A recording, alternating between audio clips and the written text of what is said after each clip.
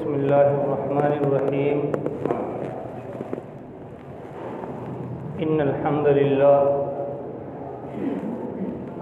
لله رب العالمين، والعاقبة للمتقين، والصلاة والسلام على سيد الأنبياء والمرسلين وعلى آله وصحبه وأزواجه وذرياته أجمعين برحمتك يا أرحم الراحمين. فقد قال الله تبارك وتعالى في كلامه المجيد: أعوذ بالله من الشيطان الرجيم، بسم الله الرحمن الرحيم. إن الصلاة تنهى عن الفحشاء والمنكر. وقال رسول الله صلى الله عليه وسلم: الصلاة عماد الدين، فمن أقامها أقام الدين، ومن هدمها هدم الدين، أو كما قال رسول الله صلی اللہ علیہ وسلم. محترم حاضرین اور معزز سامعین اعظام، نوجوان بھائیوں، بزرگوں، دوستوں، میں نے ابھی آپ حضرات کے سامنے قرآن مقدس کی ایک آیت کریمہ کا ٹکڑا تلاوت کیا اور ایک حدیث شریف پڑھی ہے. دعا فرمائیں کہ اللہ عز و جل مجھے قرآن و حدیث کی روشنی میں صحیح اور سچی بات کہنے اور ہم سب کو اس پر عمل کرنے کی توفیق مرحمت فرمائے. میں نے قرآن کریم کی تلاوت اور ایک حدیث شریف پڑھی. ان تمام نصوص میں، ان تمام ارشادات اور فرمودات میں دین اسلام کے سب سے بڑے فریضے کا حکم دیا گیا اور اس پر مرتب ہونے والے اجر و ثواب اور ثمرات کی نشاندہی کی گئی. ان فرمودات اور ارشادات میں مذہب اسلام کی سب سے بڑے رکن اور سب سے اہم عبادت کی طرف روشنی ڈالی گئی ہے. اس کی اہمیت اور اس کی افضلیت پر روشنی ڈالی گئی ہے اور اس کی افادیت پر روشنی ڈالی گئی ہے اور اس حکم کو توڑنے والوں کے لیے اور اس حکم پر عمل نہ کرنے والوں کے لیے عذاب کا وارنٹ جاری کیا گیا ہے. اس حکم سے لاپرواہی برتنے والوں کو اور اس حکم کو نظر انداز کرنے والوں کو سختی اور سزا سے ڈرایا گیا ہے اور یہ بتایا گیا ہے کہ اے لوگو، محشر کا دن بڑا سخت اور جان لیوا ہوگا. محشر کی گھڑی انتہائی دشوار گزار ہوگی. نفسی نفسی کا عالم ہوگا. بھائی بھائی کا پرسان حال نہ ہوگا اور بیٹا باپ کا نہ ہوگا، باپ بیٹے کا نہ ہوگا. سب کو اپنی اپنی پڑی ہوگی. وہ اتنا خطرناک دن ہوگا کہ سورج کی تپش سے انسان اپنے پسینوں میں شرابور ہوگا. بڑا خطرناک دن ہوگا. اس دن کے اندر سب سے پہلے اسی چیز کے متعلق پوچھا جائے گا جس کے متعلق مجھے آپ حضرات کے سامنے مختصر گفتگو عرض کرنی ہے. تمام چیزوں سے پہلے اس حکم کے متعلق پوچھا جائے گا. تمام چیزوں سے پہلے سب سے اہم عبادت جو کلمہ طیبہ کے بعد جس کا نمبر آتا ہے اسی کے متعلق پوچھا جائے گا. اس فرمودات میں جو میں نے عرض کری، جو میں نے پڑھی، اس میں یہ بتایا گیا ہے، ہمیں آواز لگائی گئی ہے، ہمارے سینوں پر دستک دی گئی ہے اور یہ مطالبہ کیا گیا ہے کہ اے لوگو، ہم اور آپ بیدار ہو جائیں. اے مسلمانوں، آپ بیدار ہو جائیں، ہم بیدار ہو جائیں، اپنی آنکھیں کھولیں اور اپنے مقصد تخلیق کو سمجھیں. ہم کس مقصد کے تحت اس دنیا میں پیدا کیے گئے، کس مقصد کے تحت ہم اس دنیا میں بھیجے گئے، ہمارے کیا کیا فرائض ہیں، ہمارے اوپر کون کون سی عبادتیں واجب اور لازم ہیں، ہمارا شعار اور ہماری علامت کیا ہے، ہم کون سی پہچان سے پہچانے جاتے ہیں۔ جس طریقے سے اے مسلمانوں ہر قوم کی ایک علامت ہوا کرتی ہے، ہر جماعت کی ایک پہچان ہوا کرتا ہے، اور ہر مذہب کا ایک خاص شعار ہوا کرتا ہے، ہر دیندار اپنی دینداری اور مذہبی علامت سے پہچانا جاتا ہے، ہر دھرم کا ایک الگ لیبل ہوا کرتا ہے، ٹھیک اسی طرح مسلمانوں کی بھی ایک علامت ہے، مسلمانوں کی بھی ایک پہچان ہے، اہل اسلام کا بھی ایک طریقہ امتیاز ہے، دین محمدی کی بھی ایک منفرد پہچان ہے، اہل اسلام کا بھی ایک خاص شعار ہے۔ اللہ کے نبی علیہ السلام کا فرمان ہے، وہ فرماتے ہیں، ارشاد فرماتے ہیں، لِكُلِّ شَيْءٍ عَلَمٌ وَعَلَمُ الْإِنسَانِ الصَّلَاةِ وَعَلَمُ الْإِيمَانِ الصَّلَاةِ۔ ہر چیز کی ایک علامت ہوا کرتی ہے، ایک نشانی ہوا کرتی ہے، ایک پہچان ہوا کرتی ہے، اور ایمان کی علامت نماز ہے۔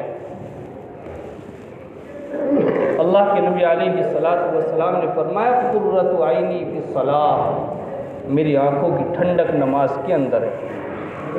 اسلام کی بنیاد 5 چیزوں پر ہے، کلمہ طیبہ لا الہ الا اللہ محمد الرسول اللہ صلی اللہ علیہ وسلم، اللہ کے سوا کوئی عبادت کے لائق نہیں، وہی سارے جہان کا پالنہار ہے، وہی کائنات کا مالک ہے، زمین و آسمان ذرے ذرے کا مالک وہی ہے، اور اللہ کے حبیب محمد عربی صلی اللہ علیہ وسلم اللہ کے بندے اور اس کے سچے رسول ہیں۔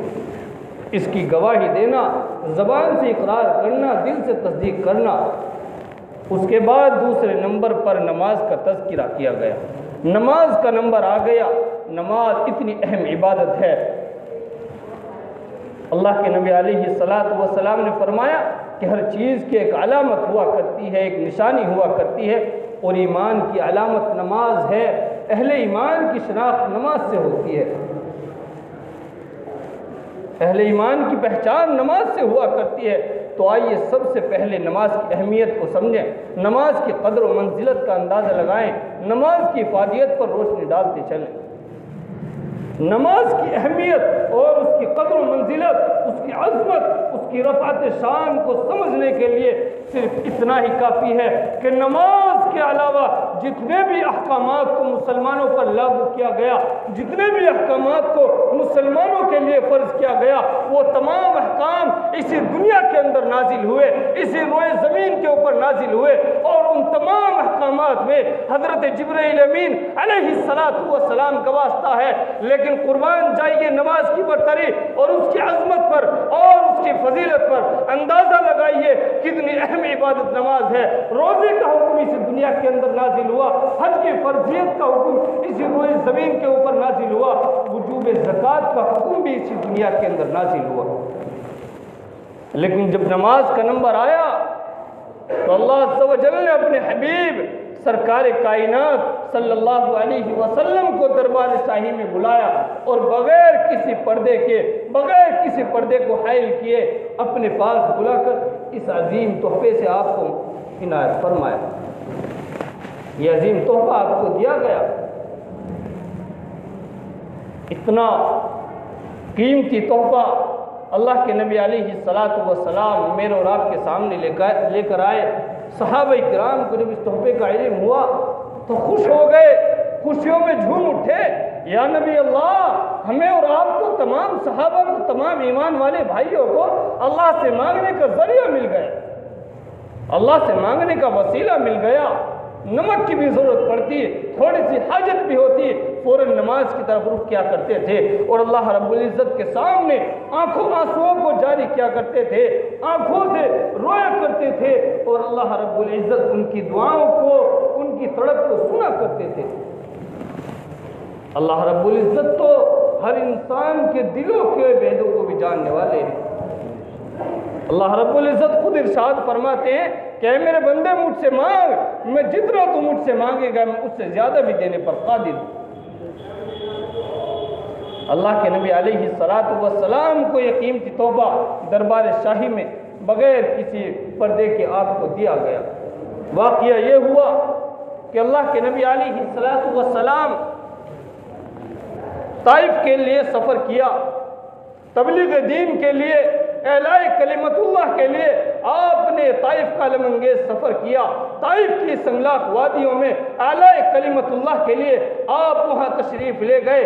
طائف مکہ سے تقریباً 40 یا 50 میل کے فاصلے پر ایک خوبصورت وادی ہے، ہرے بھرے باغات اور پہاڑوں سے مزین علاقہ ہے۔ طائف کے مکہ کے سرداروں نے طائف کے اندر کوٹھیاں محلات بنا رکھے تھے۔ قبیلہ ثقیف یہاں آباد تھا۔ یہ عرب کا طاقتور اور مضبوط قبیلہ تھا۔ قبیلہ قریش اس قبیلے کی رشتہ داریاں بھی تھیں۔ بہرحال اللہ کے نبی علیہ السلام نے طائف کا سفر کیا۔ آپ کے غلام، آپ کے صحابی حضرت زید بن حارثہ رضی اللہ تعالیٰ عنہ کے ساتھ موجود ہیں۔ 10 دن یہاں قیام فرمایا، 10 دن آپ یہاں رکے۔ آپ نے تمام خاص و عام کے سامنے اسلام کی دعوت کو پیش کیا، دین اسلام کو سب کے سامنے رکھا ہے اس کو قبول کر لو، اور جو معززین علاقوں کے مکانوں پر تشریف لے گئے آپ نے سب کے سامنے دین اسلام کو پیش کیا، دین اسلام کی دعوت دی، دین اسلام کی تبلیغ کی، لیکن سب نے بے رخی کا مظاہرہ کیا، سب نے اپنے چہروں کو پھیر لیا اور آپ کو جھوٹا ثابت کرنے کی کوشش کرنے لگے۔ آخرکار آقا علیہ السلام جو طائف کے سرداران تھے ان کے ہاتھ پہنچتے ہیں، ان کو دین اسلام کی دعوت دیتے ہیں، اپنے آنے کا مقصد واضح کرتے ہیں، اپنے آنے کا مقصد بیان کرتے ہیں اور فرماتے ہیں کہ میں تو دین اسلام کی دعوت کو لے کر گیا ہوں، لہذا آپ بھی دین اسلام قبول کر لیجیے۔ لیکن ان بدقسمتوں کی بدنصیبی تو دیکھیے کہ انہوں نے نہ صرف آپ کی دعوت کو ٹھکرایا، نہ صرف آپ کو ٹھکرایا، بلکہ آپ کے ساتھ گستاخانہ رویہ اپناتے ہوئے کہا، ایک نے طنز کا نشتر چبوتے ہوئے کہا کہ اگر تو خدا کا رسول ہے تو وہ خانہ کعبہ کی عزت کو پامال کر رہا ہے، جب اس کو روک لے۔ نعوذ باللہ۔ دوسرے نے آواز کو بلند کرتے ہوئے کہا کہ تیرے علاوہ خدا کو کوئی اور نہیں ملا جسے رسول بنا کر کے بھیجتا۔ اس طریقے کی گستاخانہ باتیں آپ کے سامنے کرنے لگے۔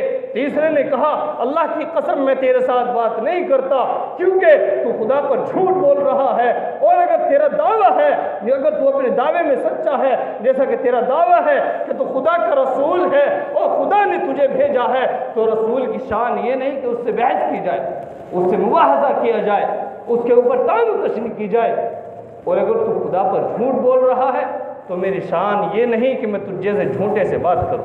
نعوذ باللہ۔ آپ کو جھوٹا کہا، آپ کو مکار کہا، آپ کو نہ جانے گالیاں دی، کیسی کیسی آپ کے اوپر الزامات لگائے۔